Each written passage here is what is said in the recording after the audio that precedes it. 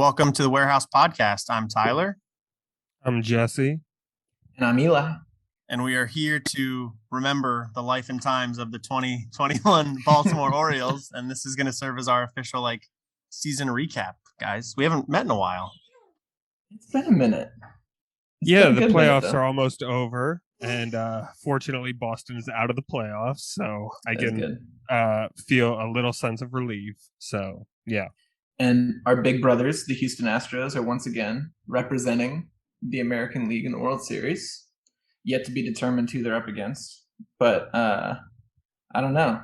It's like if you could steal front office executives from one team and have that person try to emulate what that team did in your team, they feel like the one to do. It just Houston is undoubtedly good, and as frustrating as that is because of all the cheating and stuff, they brought up Jose Altuve, they brought up Carlos Correa, they brought up Alex Bregman. They lost Garrett Cole, they lost Verlander to injury, and they still have a pitching staff of Luis Garcia's, who you never heard of, but he threw 6 one-hit innings last night. So, right, yeah. I was happy to see the Astros win most recently in the ALCS. I was not rooting for them in the division series. I was 0 on my rooting interests up until the Astros beating the Red Sox, and even that was kind of a tough call there.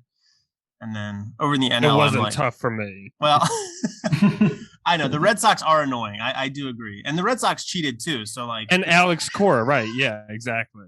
Right, and he was the ringleader of the Astros whole thing. So for sure. I don't know. I think he was the scapegoat because he already wasn't with the organization anymore. I don't know. They had the whole code breaker situation and their program that would decipher the signs, and that was running the whole way through all of their analysts, executives, through the coaching staff. I think Alex Cora was just the guy that they said, "Oh no, it was him, that guy that's over with the Red Sox right now." But then the Red Sox got in trouble for cheating after Cora was there too. So there was a path. Don't get me wrong. I think Cora was a part of it, and I think he brought it over. But to say he was the ringleader, I'm just not sure about that. All right, fair enough. Jesse's go ahead. Who do you? I'm just curious who you think is going to win the NLCS right now. The Braves are up 3-2, heading back to Atlanta. It is interesting. Max Scherzer just got scratched for Game 6, which is obviously a hit to the Dodgers, but if you look at it from their perspective, they've got to win 2 anyway. And so if you get to that Game 7, now you have Max there instead. And it's Walker Buehler going tonight. So, I don't think that really hurts that much. I don't know, man. I Jesse and I have been talking about this. I've been saying I don't want the Braves to win without Ronald Acuna, because he's one of the best things in baseball right now. And Mike Soroka's hurt too. And so I would be cheering for them, but it feels like if they do it this year, they're not going to do it next year when those guys are healthy, and I like those guys. So, but I hate the Dodgers. I don't know. I just have Dodger fatigue at this point. I don't necessarily hate the Dodgers. It's just that they're there. They're like the Cardinals in a way, where the Cardinals seem like they're there, but the Dodgers get even farther than the Cardinals do. For sure. And given that the Braves are already up a game as we record this, I'll just say the Braves do take it, although I have no real reason for that other than they're just ahead in the series at the moment, So they're heading home. Yeah. Right. What the heck is up with Cody Bellinger? This dude hit 167 or something throughout the year, was outright terrible, looked like he was the second coming of Chris Davis, except much earlier in his career, and then gets into the playoffs and has clutch 9th inning, go ahead, winning runs, tying up RBI. It's ridiculous.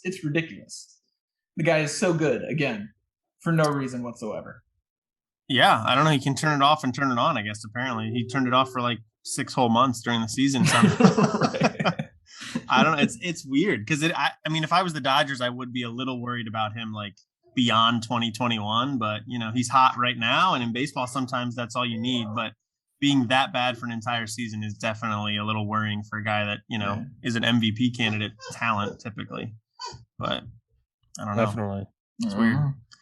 It is weird, but we're not here to talk about the Dodgers or the Astros or the Braves or the Red Sox. We're here to talk about our beloved Baltimore Orioles, who their season concluded almost a month ago now.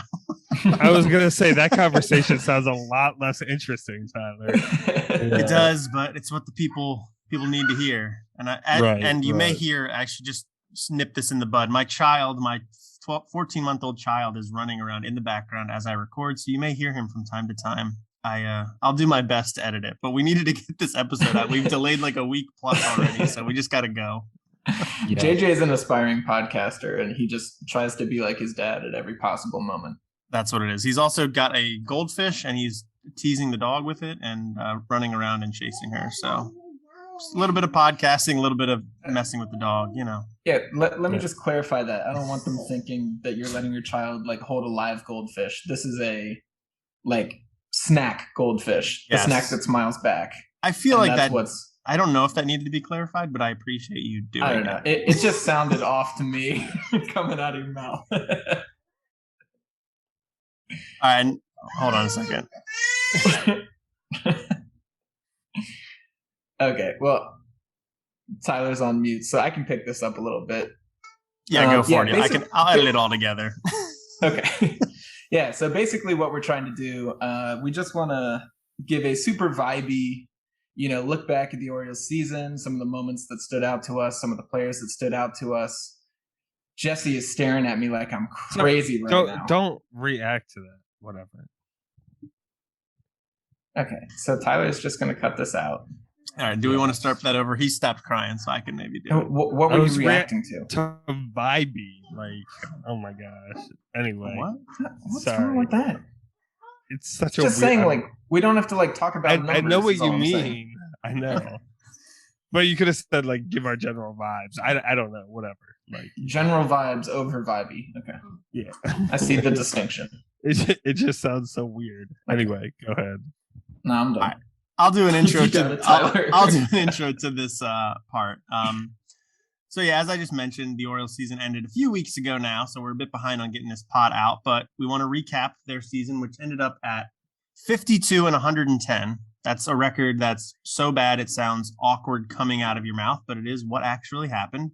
And I think, or we all think, that a way to kind of sort of recap would be to look back at what we thought the Orioles were going to be prior to the season and sort of, how that compares to what they actually did during the season. So we can kind of go a couple ways here. But basically, we all kind of thought the Orioles were going to be like a 60 to 65 win type of team and probably still come last in the AL East, probably just not last by so many games. So badly. Where the other four teams were like either in the playoffs or on the cusp of the playoffs.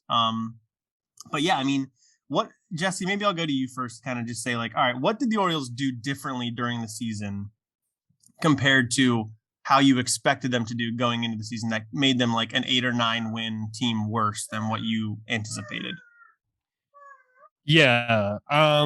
Well, I mean, I think for one thing, we got on some bad skids. Of course, we're going to talk about the big losing streak, in a little bit, I think. But we got on some bad skids, and morale just seemed very low for large portions of the season.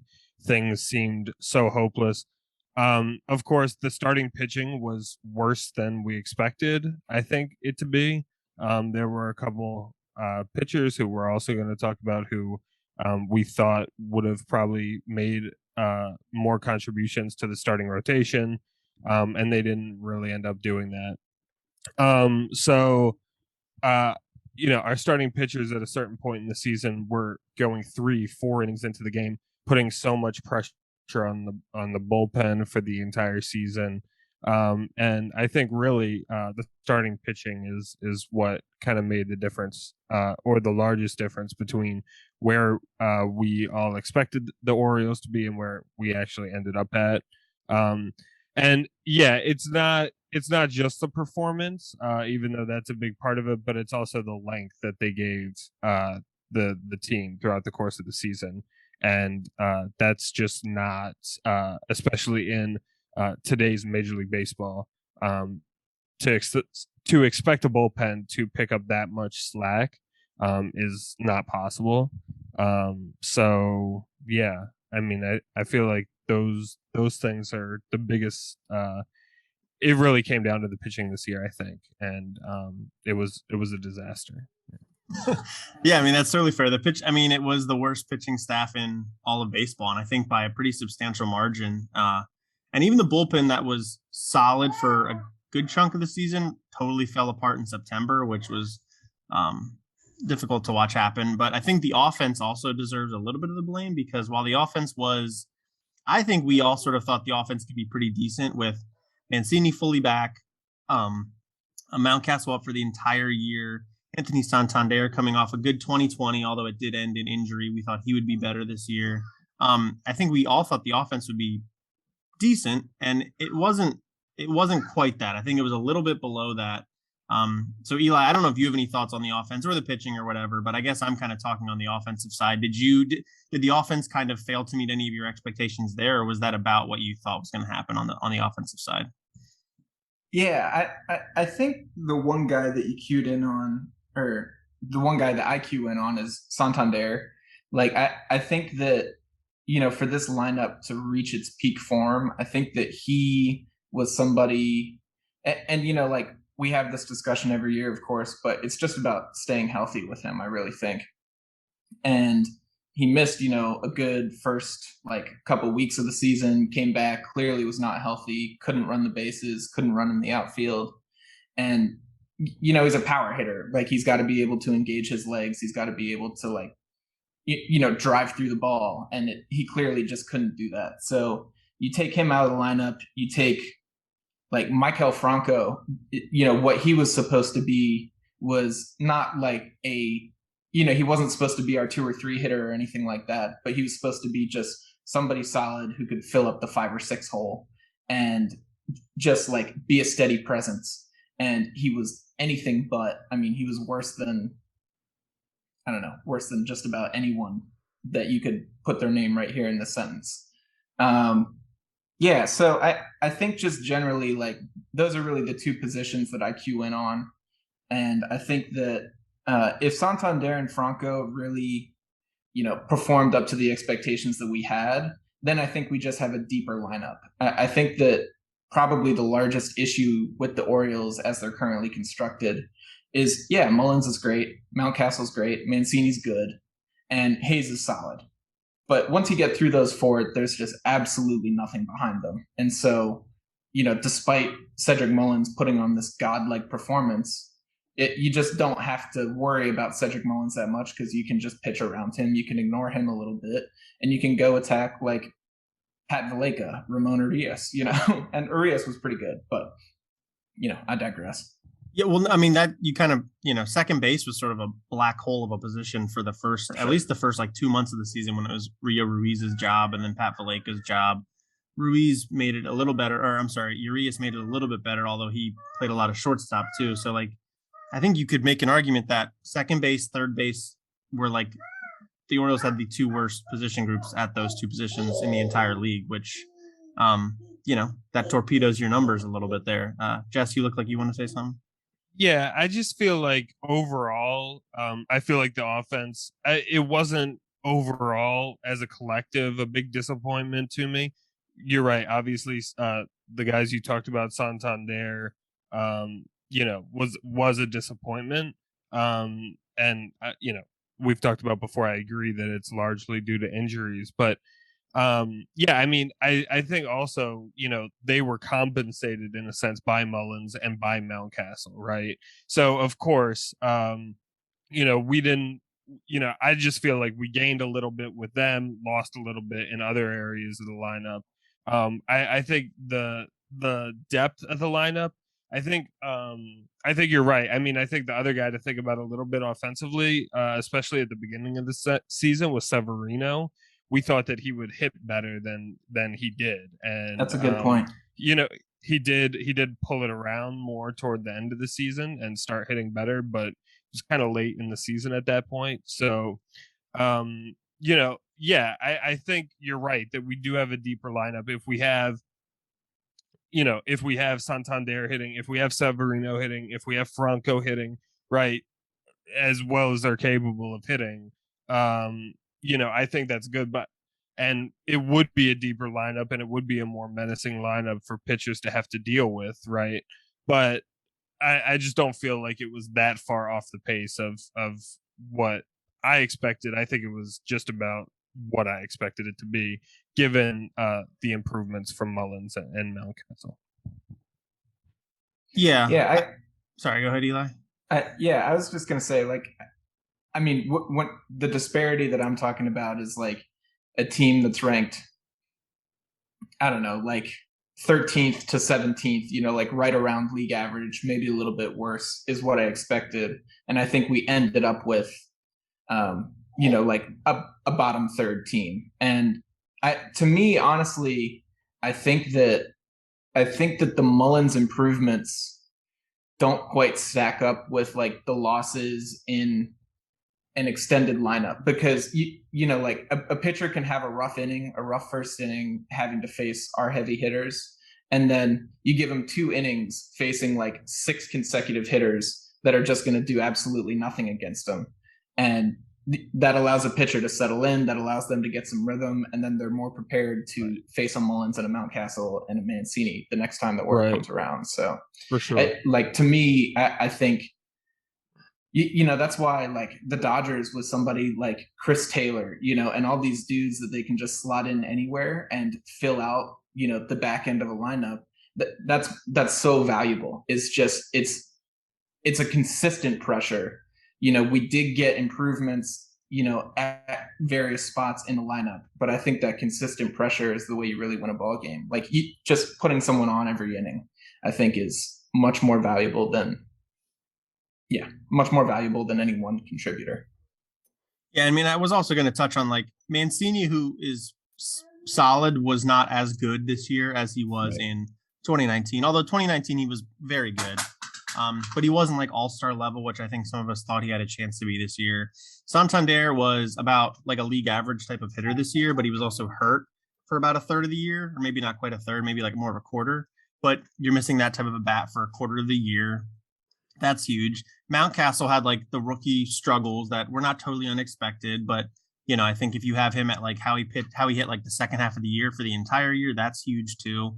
I was just looking it up on Fangraphs. I think the team had a WRC plus of 91 as a whole, which I think was ranked 24th in the league. So yeah, like Eli said, they're bottom third, which is a little bit disappointing. But again, we don't have like any huge talents in this lineup that, apart from Cedric Mullins, who was fantastic this year, that, you would have thought we could have competed for like the home run title like they did a few years ago, or, scoring, on par with the Blue Jays or anything like that. They just don't have that type of talent. So yeah, I think it was a slight disappointment, but yeah, kind of back to when we first started this whole discussion. I mean, it all comes down to the pitching. The pitching was just like absolutely dreadful, and it doesn't really matter how good the lineup would have been. This would have been a really bad team regardless with that type of pitching staff. The other point you said about the offense, real quick. Sorry, we're going back and forth here, but is I also think this was a very inconsistent offense, right? And I think that could have been expected, just because you have Mountcastle, you have Mancini, and these are 2 guys that are like the heavy hitters, and they are both inconsistent at times, and they go into their slumps. Mancini started off the year not hitting well at all. So I think when you have the heavy hitters in the lineup, the bulk of the lineup that is, not they're not Vladimir Guerrero consistent level consistency. I think that you're kind of prone to have swings where it's hard to put any runs up on the board. It's hard to scratch any runs. And then other than we did have a few guys that stole and could steal. We had Hayes, we had Mullins that could run a little bit and help us manufacture some runs, but it didn't really, I don't think it really offset kind of the inconsistencies in some of the hitters approaches just in general. Yeah, totally fair. So if you guys had to pick like an individual that was the most disappointing for you this year, offense defense, pitching, whatever. If you had to pick one person in particular, do you have one in mind that sticks out, Eli? No, you go ahead first, Jess. I can go if you guys don't have one. Yeah, you go. Mine wasn't. I was just gonna say my initial impression is Dean Kramer.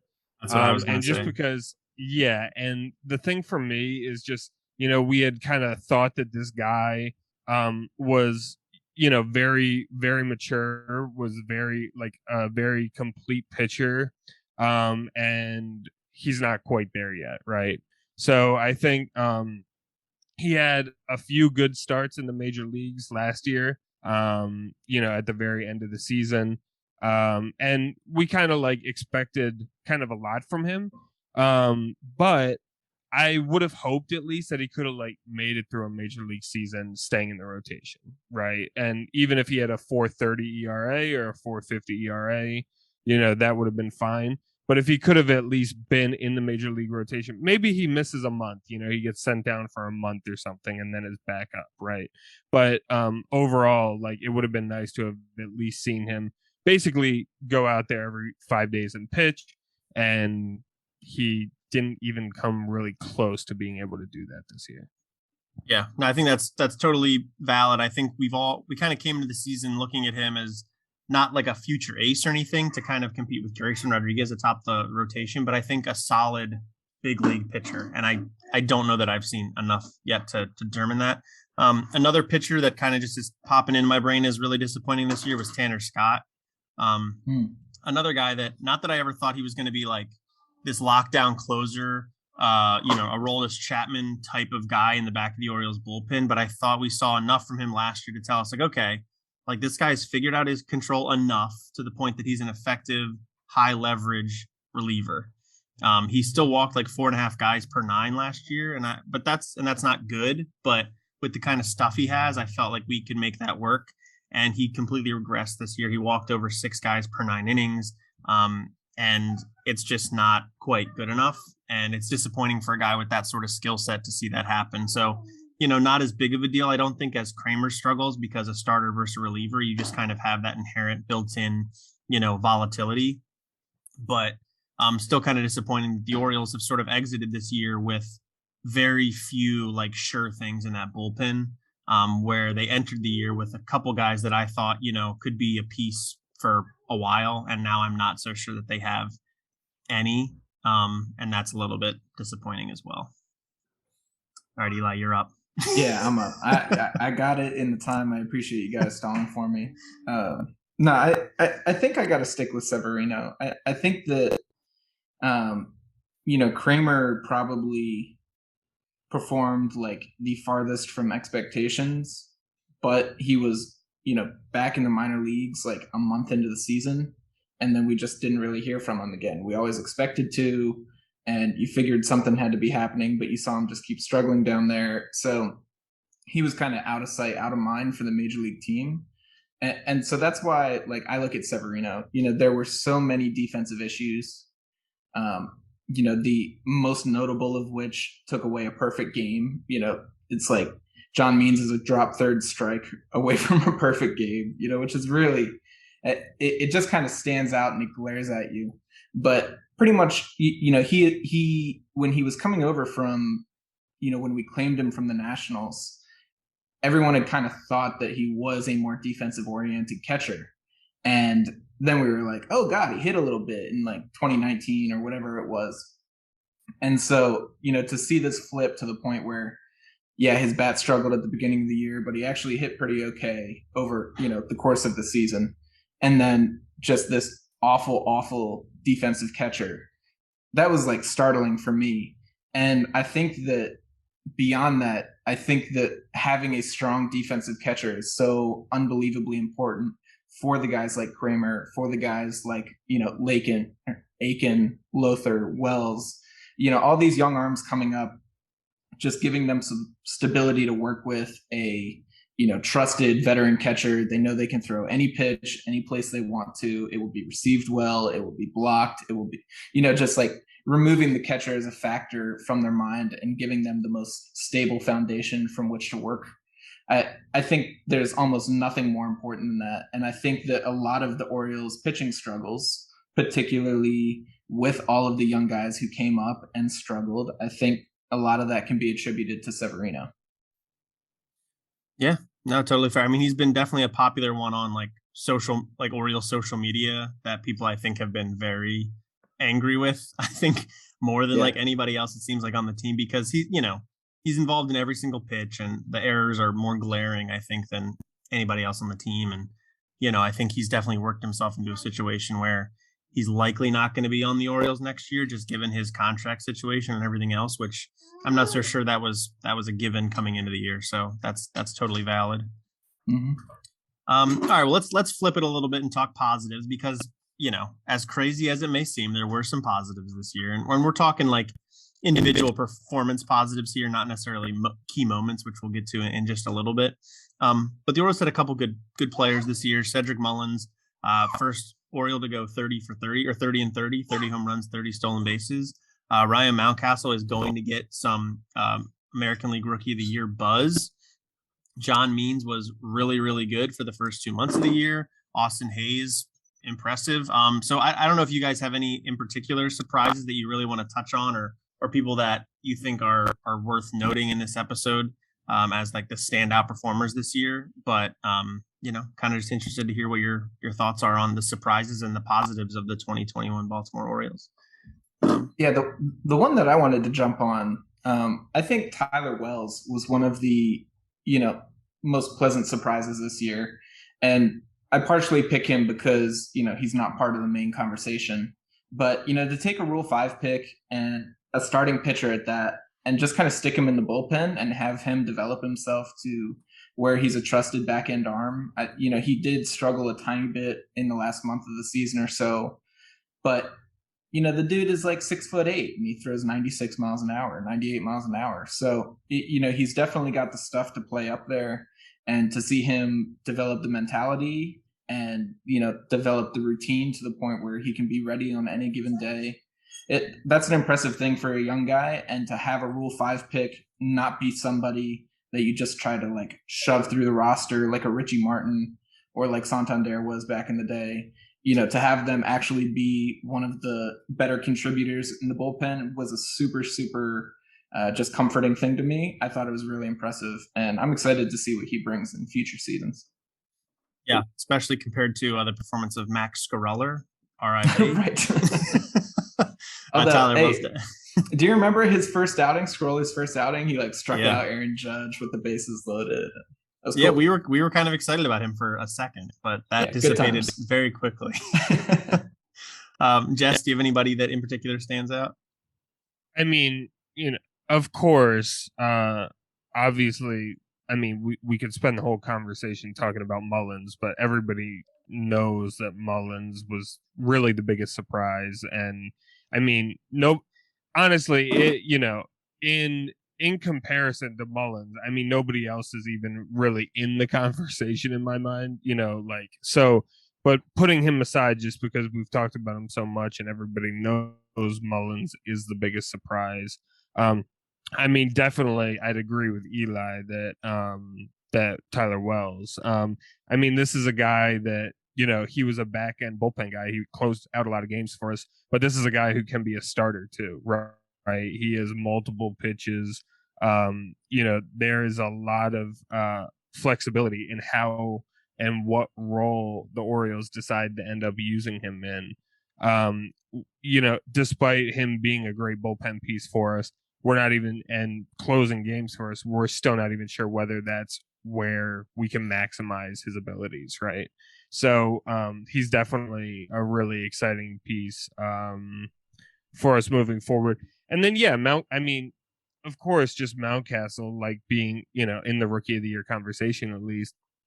I mean, this is a guy, he's a power bat, and he really delivered, and he hit 30 home runs this year. And yes, defensively, there's a lot left to be desired. But we know that I feel very confident that we could pencil Mountcastle in to be our DH for the next 5 years. And he would be good, and we could have a lot of confidence in that. That could be something the manager just wouldn't have to think about, for the next several years. And I think that he would have his struggles throughout the course of a year, but at the end of the year, I think this is a guy you can expect to have 30 home runs, 100 RBIs, and or not 100 RBIs, but 80 RBIs, right? And probably, an OPS over, 800, I would say most of the time. So yeah, I think the other thing about it is that I think that Mountcastle started to play a pretty solid first base, like not Gold Glove caliber, but definitely passable. And if we'll see what happens with Mancini with all these extension talks and everything, but if Mountcastle is your first baseman and like kind of sharing time with DH, that does open up a little bit of flexibility for you to give guys, those semi days off, rotating them into the DH slot. Yeah, and I think that's a part of his whole experiment in left field is kind of a part of his struggles earlier in the year that I don't think it's talked about a whole lot at the plate, where, he's clearly not a natural left fielder or outfielder of any kind. And he was trying to sort of masquerade as one for earlier in this year, and he struggled defensively. He was not good at the plate. And once he got kind of into a rotation with Trey at first in DH, I think he started to hit his stride a little bit. So that's certainly worth noting. I do want to bring up two other names that we haven't talked about yet in this positives section of the pod. How about Ramon Urias? I knew you were going to say it. He's your guy. He's good. He's good. Yeah, he's good. He's versatile. He can play all the infield positions. I think based on like just WAR, he was actually worth more than Ryan Mountcastle. Almost twice as much. Yeah. Now a lot of that's defensive because Mountcastle was so terrible in left field that kind of tore apart his value earlier in the year. But Urias, I think, is a guy, he could be on this team for a long time. He's never going to be like the star of the team, but I could see him being like a Ryan Flaherty type. And he stuck around for 6 years on some good teams and had an important role. He didn't, do a ton, but he'll be there. And then the other guy is Cole Solster. Was really good all year. He might have been the most consistent bullpen pitcher, and he almost didn't make the team. And then I think he did make the team for the first series and then got sent down. I think he was the first player sent down this year. Right. I just talked about how we don't have any sure things in the bullpen, and I'm just not so sure that Cole Solster is that, but he was really, really good this year. And I see no reason why he won't be like basically the high leverage guy coming into 2022, because Tyler Wells, like we just talked about, struggled a little bit down the stretch, and he was a rookie, yada, yada, yada. He might start, all that stuff. Cole Solster is like the only guy in the bullpen that, as the season came to an end, I had any sort of confidence in. That could turn him into a trade chip. He's got I think maybe 4 years of control left, because last year was his first year. Yeah. He's got like 4 years of control left. So he's like 30 or 31, and he's got a bunch of years left. So yeah, I mean, that's definitely a possibility too. I wonder what that type of player is like worth as a trade chip though, because I wonder what other teams like think of him. Do they buy what he was doing last year? He's got not a ton of velocity, and he pitches up in the zone, and that can go poorly very quickly if you lose your location. But he's a spin rate baby though. So yeah, that, the 93 with the high spin rates at the top of the zone can play a little bit, Right. For sure. I don't know.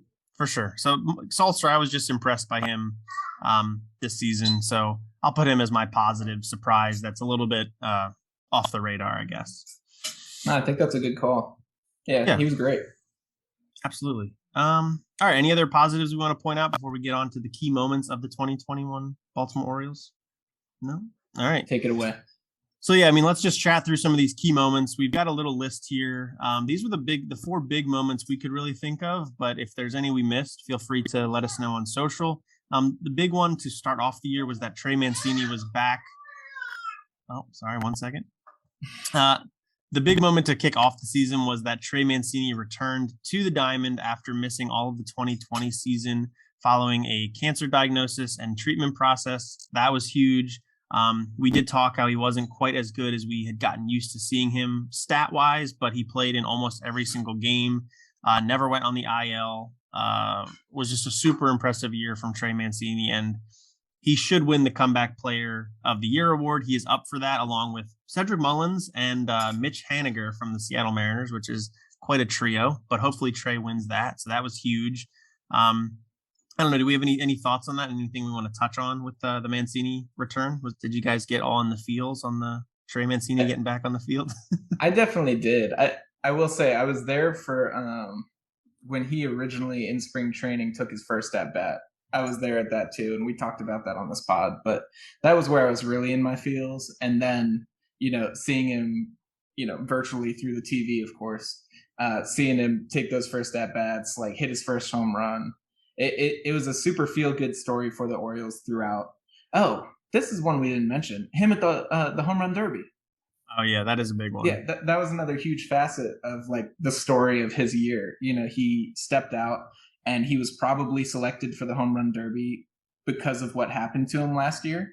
But then he goes out and he comes in second place. He, is hitting nukes all over the place. It was just such a feel good thing for the Orioles amidst so much despair and so much frustration with the team. And so, yeah, it's the kind of stuff that saves a season, that keeps fans coming back, that keeps us interested, that keeps us making podcasts. Yeah, no, it was huge. And I mean, Trey was a fan favorite before the cancer diagnosis. So the fact that he was the one that it happened to, and he's like such a likable guy, and sort of the face of the team, I think, this year, and maybe even years prior with Adam Jones gone and none of the other guys on the team really establishing themselves. The fact that it was Trey that it happened to, and he's the one that powered through and has become kind of like a public face of colon cancer and cancer screenings and all that stuff. I think it was a really cool moment. Another one was that John Means threw a no-hitter against the Seattle Mariners up in Seattle. That's the first one that I remember in my lifetime. The Orioles, an Orioles pitcher actually throwing the no-hitter. Jesse, did you have anything you wanted to talk about with the John Means no-hitter? What that made you feel like? Yeah, I mean, now that you kind of mentioned our experience with the no-hitters, my experience with Oriole no-hitters was being in Fenway when Clay Buchholz threw the no-hitter against us. So this was a more positive experience. You have a lot of firsthand no-hitter. You have a lot of firsthand experience of like Orioles misery. Weren't you at the Rangers game, the 30-3 game as well? Yeah. Oh, I saw that one. Yep. And but yeah, I mean, real quick, Jess. The one other part that we always make sure to mention whenever the 30-3 game comes up is it was part of a doubleheader. And that was the first game, and me and Jesse stayed for the second, which we also lost. Yeah. Wow, absolute sycophants. For sure. That's incredible. Yeah. Yeah, and even though I got to see a no-hitter live, there was nothing positive about it. In my mind when Clay Buchholz threw it. So no, this was a really I mean, it's amazing. I think it's really a privilege when you get to see a pitcher throw a gem like John Means did. And you really can't take it for granted. I mean, even just thinking about recently in the playoffs, like watching Logan Webb shut down the Dodger offense like he did, it's just amazing. And when you see pitching performances like that, it's so cool to watch. So yeah, I mean, I definitely don't take that for granted. When you see just the movement, the location, everything working, and a pitcher firing on all cylinders, it doesn't happen a lot for major league pitchers, and so many things have to go right in order for that to happen. Right, the catcher has to call the exact right game, right? The pitcher has to throw the exact right pitches, like not even that, but like also the defense has to be positioned perfectly so that the ground ball that's hit right goes to them and not through the hole or whatever. So there's a lot of luck and a lot of things that have to go right in order for a no-hitter to actually happen. And like Eli was saying before, he was a pass ball away from, or it was a wild pitch, but it was a wild pitch away from being a perfect game. So and so I mean, obviously whenever you get to see that as a fan, that is, of course, it's something special. So yeah, absolutely. No, that was really cool. And wasn't it Wade Miley threw a no-hitter the very next day? Yep. We didn't get to enjoy that moment on the national Took all stage the thunder out all. of right. Because normally, right, it's for the week, right? That's the baseball news for the week, right? I mean, you think about like Sports Center, right, or something like the top 10 plays of the week, like that's going to be on the top 10, for the entire week, not just one day or whatever. So yeah, the thunder of it got zapped out quickly. Yeah, absolutely. Really cool to watch that. It was a day game, so not as many people got to watch it in general. And then the Miley thing, which was unfortunate, but that's how it goes for the Orioles in 2021. Speaking of some bad news, the Orioles also had a low light, which was their 19-game losing streak in August. I think they also had a really long, 17 or 18-game losing streak early in the season, something like that. So yeah, that was kind of the pit of despair there when the Orioles kind of got back into the conversation for the number 1 overall draft pick, unfortunately. And they actually ended up taking that number 1 draft pick, which I guess is another key moment depending on how you view things. But that was kind of the moment for me where I felt like the Orioles were just never going to win another game. That felt entirely possible. They were just playing so bad. They were trotting out DFA level pitchers just about every single day to start the game. I don't know. I can't really remember what we were talking about on the pod at that point, but it felt like basically the low point of the entire rebuild. I don't know how you guys felt at the time. Yeah, I mean, I definitely agree. During that stretch included, but there were points in the season, just to speak to how miserable the starting pitching was. The Orioles would promote somebody like Mickey Janis was, the one example I'm thinking of, would promote somebody. He was not the only one, though. Would promote somebody to start a game, and then would immediately DFA them after the game, right? And that just shows the desperate situation the Orioles were in, because it's not that, okay, hey, you're getting promoted because we feel like you're a competent pitcher and you're ready to take this next step and pitch at the major league level. It's, we don't know how to throw 9 baseball innings tonight, and we don't know how we are going to complete. We don't know how we are going to complete this. So we are going to use you, and just treat you completely expendably, and we're going to use you to pitch these innings, and then we don't want to see you anymore because you're not really a major league pitcher. I mean. Well, yeah, that's the message that the Orioles organization sent to various pitchers this year.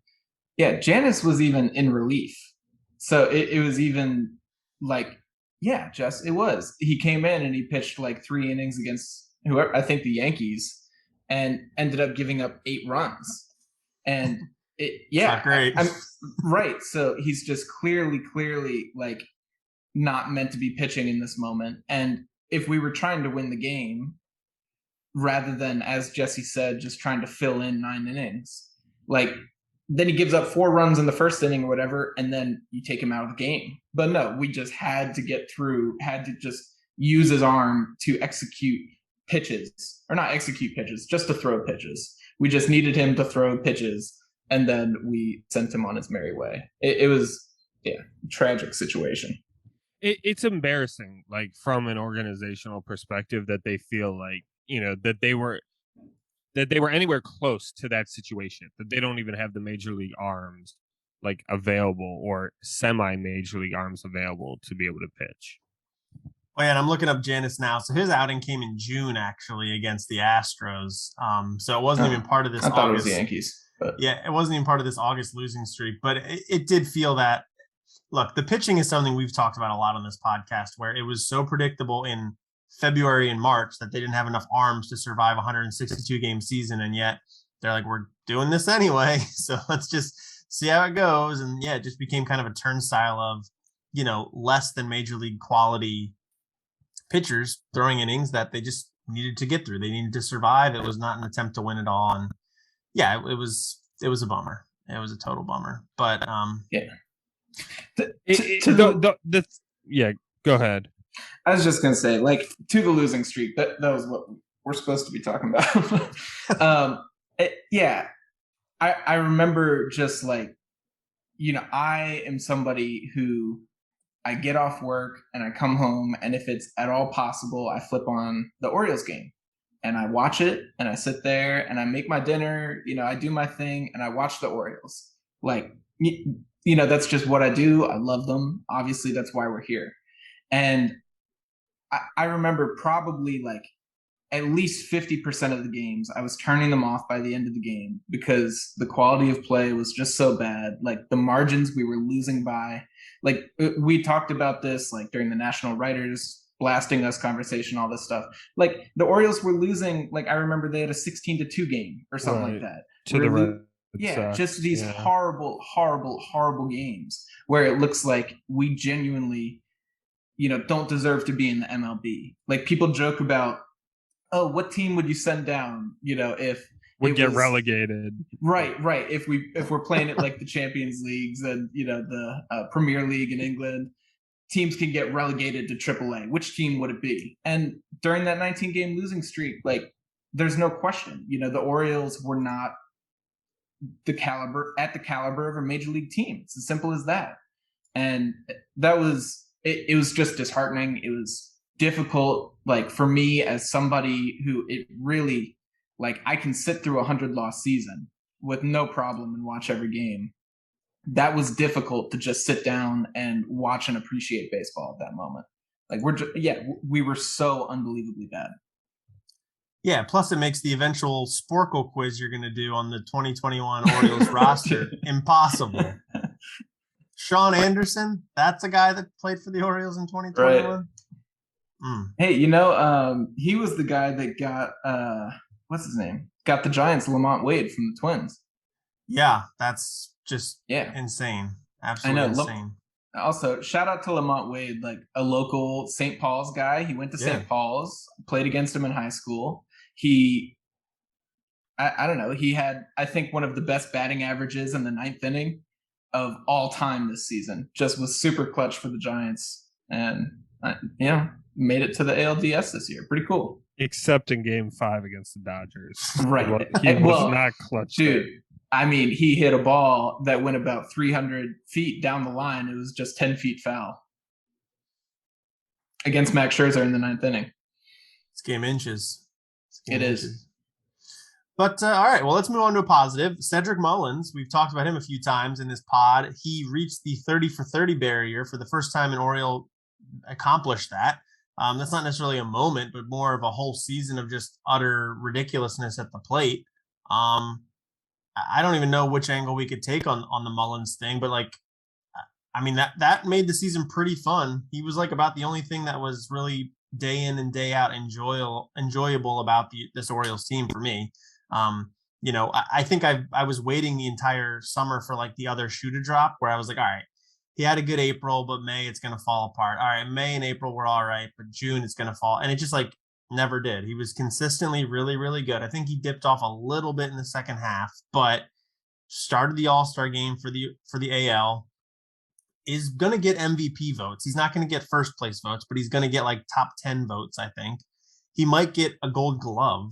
He's in the consideration for AL Comeback Player of the Year. I mean, this guy had like a ridiculous season, possibly the best season ever by an Orioles center fielder, at least offensively. I don't know, like any thoughts about Cedric Mullins? I know we talked about him a bunch on the normal episodes, but anything else we want to touch on? Yeah, the only thing that I want to throw out about the actual moment of reaching 30-30, it like there was so much anticipation because it did take him a little while to get that last home run. And, somebody online said the greatest thing about that 30th home run was that if it was Cedric Mullins in center field, it would have been caught. It's like just this little wall scraper and it barely made it over, but just kind of like the relief that like, okay, he did make it, like he was supposed to. Once you got to August and September and he's at, 25-25, you're like, okay, he's supposed to get there. He's supposed to get there. He's going to. And, everyone's pulling for him, obviously. And there was just this big like sigh of relief from me personally when he finally got there. And there was But the home run that wasn't a home run too. The home run that hit the foul pole. Maybe hit the foul pole, maybe didn't. I don't know. But yeah, I think that he's the greatest story that's not named Trey Mancini. I think maybe like in baseball, besides maybe Shohei. He was like in AA 2 years ago. He, as a right-handed hitter, was below the Mendoza line. Like I think his slugging was almost under the Mendoza line. Like just unbelievably bad, and just not a viable major league player. And going from that to what he did this year, being a true all-star, being the best center fielder in the game, like for this year at least, being a starting in the All-Star game, Silver Slugger, Gold Glove, and down ballot MVP votes, all the stuff that Tyler said. Just that transition is so unbelievable, and we got to witness greatness, and because of that, or just like we probably will for years to come now. And you gotta feel lucky to see that. Yeah, absolutely. Jess, anything to add on Mullins? Yeah, I think the other thing is I feel like, for somebody to improve this much, right? It's not just tinkering one thing, right? It's not just starting your swing with the bat at a different level. It's not just one, you give a little more distance with your legs, right?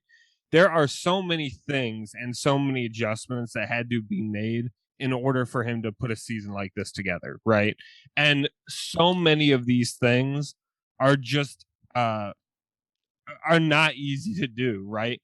The power that he developed this year that I don't think anybody saw coming. Nobody thought, when he was a prospect, nobody was looking at him and was like, oh, this is going to be a 30 home run guy. Nobody was saying that, right? So the fact that, he was able to develop the power, he has the speed, we've known he's had the speed. And the fact that also at the beginning of the season is when he dropped hitting right-handed, right? So the fact that, there was kind of this big sort of career altering decision that was made about him and with him, and nobody knows if that's going to be the right decision, right? There's probably a lot of anxiety about that. It's probably a step backwards, honestly, right? When you're thinking about it, when someone drops their right-handed swing, that's kind of a little concerning because, okay, he's not good enough from this one side, right? So, it's kind of a concession, right, in a player's makeup, right? Well, and who a player is going to be. Mm-hmm. Go ahead. And he said he hadn't seen a left-handed pitcher throw from the left-handed batter's box since he was in like high school, since before he started switch hitting. So there's there's just no guarantee that he'll be able to pick that up at all. Right. And the fact that not only did he pick it up, but he put together the season he had. I mean, just remarkable. Yeah, and he had a 277 batting average against left-handed pitching with a 337 on base and a 451 slugging. Good for a 788 OPS, which is like not mind-boggling by itself, but considering he totally ditched, where he was seeing the pitches from, that's incredible. And you would think that's probably going to improve as he gets more and more used to it. And even like if you take only that stat line and you leave it at that, I mean, that is a substantially above average production. And with the glove that he played, with the glove he has in center field and the speed he has, like that is already from his weaker side, or like, against the weaker side arms, that's already a starting caliber MLB player.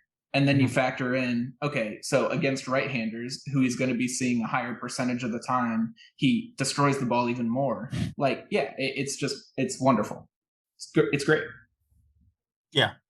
Yeah. I mean, that's the thing with this season is people they poo-poo the Orioles and say what an awful season it was. And it was an awful season. And there were definitely stretches that were unwatchable. But, if you take the Orioles list of like highlights of the year, they stack up against a lot of teams that have much better records.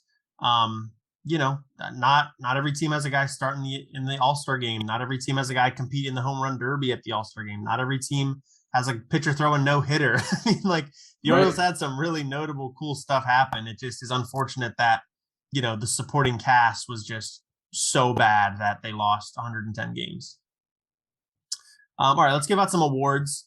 We've got just some basic awards here that I think a lot of them are pretty no-brainers, but we'll see. Maybe we've got some different opinions here. So Oriole MVP, I think officially this did go to Cedric Mullins from the media, but does anybody want to step up and say they have a differing opinion and it's not Cedric Mullins? No. Okay. Yeah, I am sitting square on my seat. Yeah, and I don't really know who else you could even reasonably say had a chance at this. Maybe John Means if he had kept going what he did in the first half, but he didn't. So there's nobody really there. All right, yeah. So Cedric Mullins is the Orioles team MVP. It's official. Once the Warehouse podcast weighs in, it's official. Right. I was gonna say that. I mean, if you're really, really stretching, I mean, you could make some backwards argument from Mountcastle, but defense alone is a reason why Mountcastle can't. Or could you make this couldn't even come close to winning? For the people that are really into the Orioles getting the number 1 overall draft pick, could you say that Michael Franco was the most valuable? Whoa, never even thought about it like that. Yeah. Then Mullins would be amongst the least valuable players. Exactly. He would be undoubtedly the least valuable. Yeah. He did the most damage to the Orioles' mission of getting the draft pick. Right? If we're talking from that perspective, could you also throw in a Matt Harvey? You could. I mean, look. This is a Matt Harvey podcast. Okay, yeah. So, I guess you could say that he was I'm going to throw him in as a dark horse. I'm totally pulling a flip flop here, but I'm going to throw him in as a dark horse candidate for the MVP for the Orioles, just because he actually made 30 starts, which seemed I think it was 30. It was either 29 or 30, but seemed totally impossible. I mean, from anybody else in the rotation. I don't know if anyone else in the rotation had 20. I guess Means probably had 20, but he at least missed 7 or 8. I don't know. But case in point, the Orioles, as we have talked about, were so desperate, so unbelievably desperate for innings. And Matt Harvey, despite not being a good pitcher, he pitched innings. Yeah, so Harvey made 28 starts. Means made 26. Harvey threw 127 and 2/3 innings. Means threw 146 and 2/3. So see, that's unbelievable. Yeah. He threw 28 starts and had 120 some minutes. I take back everything I said. I gotta do some quick math on that. 126 over 28, 4.5, averaging 4.5 innings per start. Yeah. It's not great. That's so unbelievably bad. The Human Shield Award. I think that's Matt Harvey. Just take the bullets, Matt. I almost talked myself into appreciating that. Wow. I mean, compared to you set aside Means, he, I think probably was the most valuable member of the starting staff. I don't know. Chris Ellis might have been more valuable over 5 starts. Spencer Watkins coming up. 2 great starts, 2 terrible starts. So. What, Jesse? I was just saying we're about to have a Cy Young conversation. Oh, yeah. Well, let's talk Cy Young. Let's talk Cy. I mean, I think John Means is the winner, but, Tyler Wells, maybe. I don't know. Jesse? I would definitely say Means. I will say, probably should have mentioned them in the surprises conversation. But Diplan and Zimmerman, too, I feel like, if they were there the whole year, Zimmerman was hurt. Diplan came up later in the season. But those could have been, of course, Diplan is a reliever. So giving a Cy Young to a reliever is not ideal, but or not common, to say the least. But both of those guys too. I mean, I think especially if Zimmerman was healthy all year and did make the 30 or 35 starts that he was never going to make, but if he had somehow done it with his performance, I would think he'd be in the conversation for Cy Young. Which is, I mean, that is a condemnation of the pitching staff. That this guy that's likely like a fifth starter, pitchability guy, lucky to get through 5 innings. Like he could be a Cy Young for us. I think, despite what Jesse said about giving it to a reliever, I actually think that Cole Solster is at least my number 2. And just for the sake of discussion, I think I'm going to give it to him. Wow. Controversial. After being sent down that one time early on in April, I mean, he pitched the whole season. He had a sub-3 ERA. He struck guys out at a good rate. He does walk some guys, but like the fastball and splitter combo that he has was seriously effective all year. And as Tyler pointed out earlier, we were able to rely on him. And Means was hurt during a good chunk of the season, and then when he came back, he was not all that great, and he found himself towards the end again. But yeah, I think that I don't know. I think Cole Solster was maybe the most stabilizing force across the Orioles pitching staff throughout the duration of the season, and so I think he gets my vote for Cy Young. Okay. So this is another condemnation that the guy Eli is awarding the Cy Young is a guy the Orioles didn't believe was capable of being in this pitching staff. Out of all these pitchers at the beginning of the year, the Orioles didn't think this guy was good enough to be on the Orioles. Yeah. I mean, every realistic opinion about this pitching staff is a condemnation of the pitching staff. If we're being honest, if you're going to be real with people, you have to talk badly about this pitching staff. It was just atrocious all year. Yeah. There's really no other way to slice it and dice it. And I think John Means is the Cy Young just because he pitched the most innings, threw the no-hitter. He's the one guy that when he goes to the mound, I'm like, yeah, the Orioles have a shot here. Cole Solster's, typically in the game when they're at least like close. So that's good. Whereas, that wasn't really the case with anybody else. But I'm still going to give it to John Means. Just like Solster would have needed to pitch a few more like of those high leverage, like key inning type situations. And he wasn't even really the starter. Like they kind of shied away the closer. They kind of shied away from really making him the closer. He did have a few saves, but like he sort of shared that. I can't talk. He shared that responsibility with a few other guys. So yeah, I'm going to give it to Means. I'm going to side with Jesse there. Yes. All right. Now, rookie of the year. The Orioles had a lot of rookies this year. Ryan Mount, go ahead. I got to interrupt. I think in real life, I would give it to Means, but I just wanted to have the discussion and acknowledge Solster. So yeah, I just wanted to defend my honor real quick. That's totally fair. And I think like these first 3 awards are, it's tough to kind of go against the grain on all of them because there's such obvious answers, but it's good to have the discussion. Right. Now, Rookie of the Year, this third award is, I think there is some discussion here because I think the 2 big names are probably going to be Mountcastle and then Urias. And then there is also, like Jesse mentioned, Deplan a moment ago, and was a rookie. Who else was a rookie? It was Zimmerman technically a rookie this year. Yeah. I think Jorge Mateo was even technically a rookie. There you go. The Orioles had a lot of rookies this year. A lot of rookies. So I don't know. I mean, I think it's kind of it's a discussion between Urias and Mountcastle, but I'm willing to listen to other arguments if there are any. I'm Team Mountcastle. I think that. I think that the Orioles have plenty of guys who can step in and play a passable defense. And I think what we needed more this year was some legitimate production with the bat and seeing somebody step in and hit 30 plus bombs.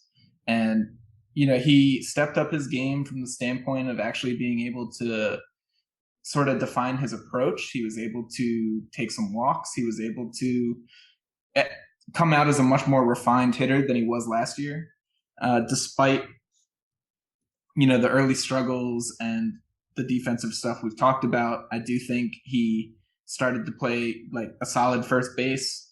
Obviously nothing incredible, but I think that he really rounded out into the player that we are hoping he will become. And I think because of that, I'm giving it to him. Jesse, you sounded like you were about to agree there. Yeah. I mean, I think it's clearly Mountcastle. Yeah. I mean, I don't know what else to say, but yeah. Okay. Well, I mean, the defense doesn't worry you at all. Urias at least was like a steady defender. Mountcastle, at least in left field, much less so. Does that factor in at all? He that's true. I mean, of course it's a factor. It's just not enough of a factor to give it to Urias. It's just Mountcastle's bat was just so stellar this year that. But the other thing here is games played. I mean, like Urias came in halfway through the season and then was hurt for a month and then was kind of bouncing like back and forth because of his hamstring or quad thing. And Mountcastle played the whole season. And I think he played 130, 140 games. So yeah, Mountcastle played 144, and I think Urias played 85. Yeah. Yeah, that makes a big difference. Well, but does that make Urias even more impressive because he was accruing WAR at such a ridiculous rate? Right, exactly. I mean, Urias could be MVP now. What about that? No, I think Mountcastle's the pick too. The 33 home runs is a big number.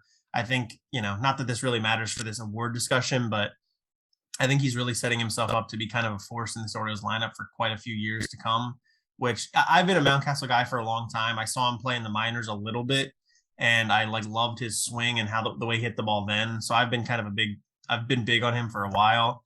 And I'm excited about it. I think he had a really nice year, not spectacular, but really nice. And I think he will improve in 2022, and he's going to be the Orioles first baseman for a few years. I mean, he's going to at least be here through, his arbitration years, I think. So, Mountcastle, Orioles Rookie of the Year.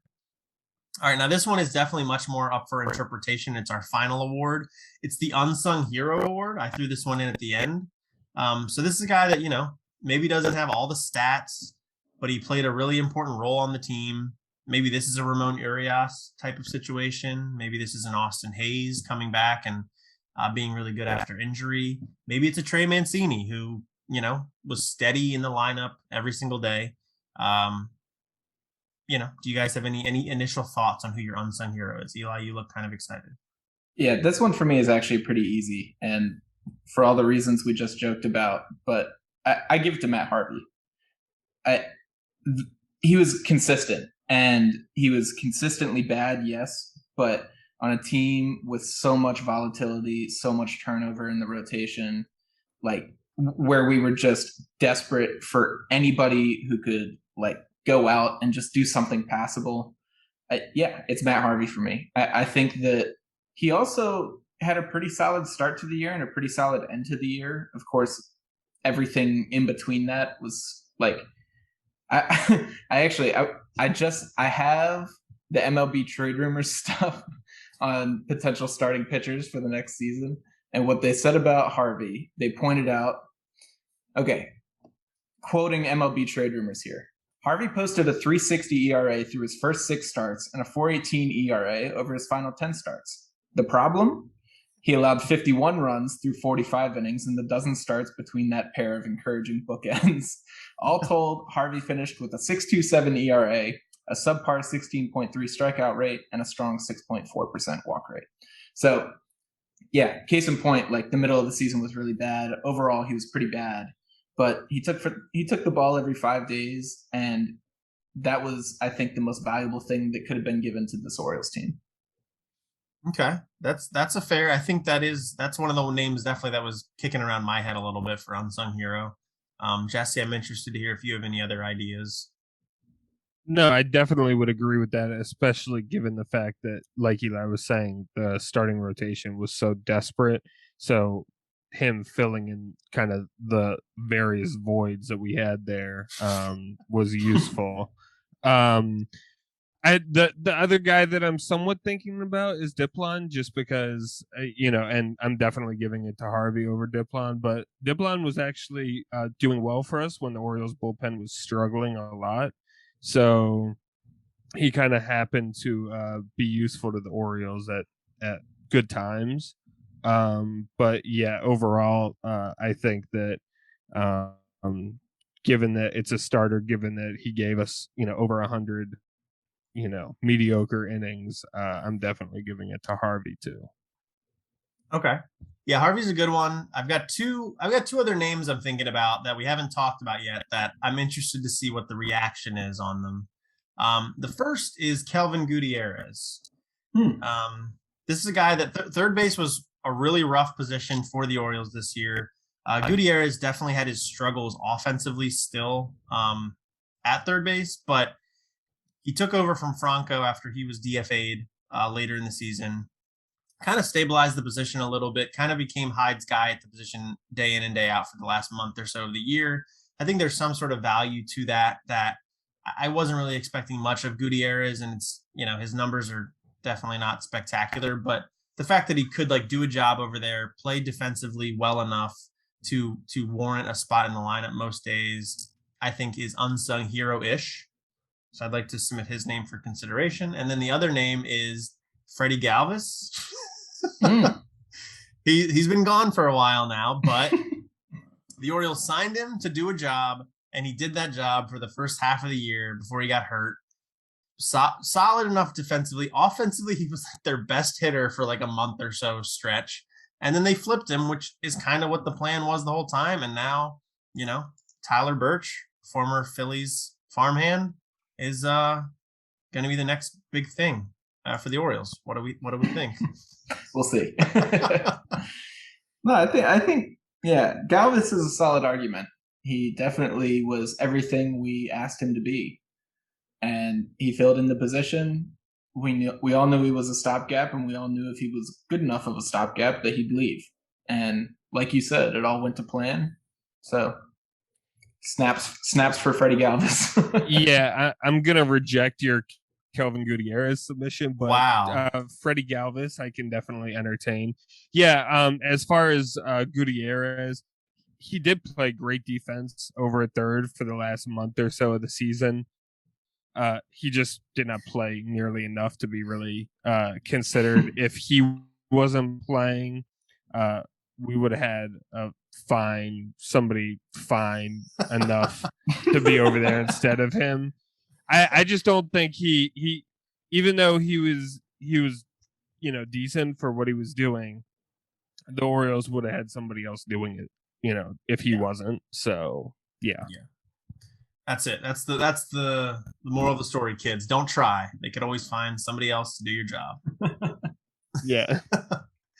All right. Well, that kind of wraps up all our topics for the Orioles retrospective on the 2021 season. It mostly sucked, but there were some cool, good moments. I think that's yeah.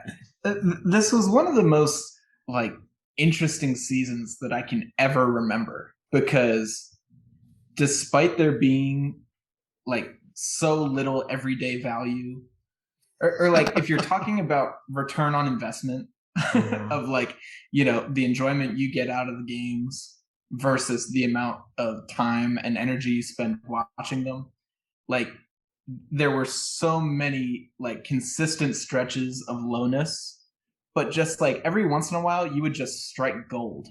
It was just the most wonderful thing that could possibly happen. And because everyone's expectations were so low for this team, it was kind of okay. And the positives were just positives, and we rolled through it. I don't know. It was just a weird mentality the whole way through, because we were all expecting such terrible, terrible baseball at the beginning of the season. Yeah, I do think this season, like you were saying, there were some good moments, but because the overall outcome was so poor, I think I'm definitely going into 2022, and maybe this is a discussion for in the off season or whatever, but I'm definitely entering 2022 a little bit more hardened and being all right, I need to see something in 2022. Yeah. I need to see some wins. I'm not saying we got to make a playoff push, but I'm not going to be happy with another disastrous season like this. I'm not going to be happy if the pitching staff entering 2022 is an absolute joke of journeymen and rookies that we don't know about. We gotta take a step forward. The storylines are fun, but I want to watch meaningful, entertaining baseball too. That's what this season I agree with that. Done to me. Yeah, I agree. Absolutely. All right. Well, this is the first part of our immediate post-season sort of review and recap episodes. We are also going to be putting out next week. We're recording it shortly, but we'll be putting out a week after this episode an off-season preview episode where we're going to take a look at, what we think the Orioles need to do this offseason, or more likely what they are going to do, because what they should do is probably a lot more than what they're actually going to do. Sign Max Scherzer. Exactly. We'll talk potential arbitration offers, talk trades, talk free agents, talk 40-man stuff, kind of get deep in the weeds. So if you're like a total roster head, if that's a term, I think you're going to really like next week's episode. So check us out and subscribe to us so you don't miss that one. But what else you can do is follow the podcast on social media, Twitter, Facebook, Instagram at The Warehouse Pod. You can email the podcast, thewarehousepod@gmail.com. Eli, would you care to share where people can check you out online? Yeah, you can catch me on Twitter at Elijah Ginsberg. Cool. And Jesse, how about you?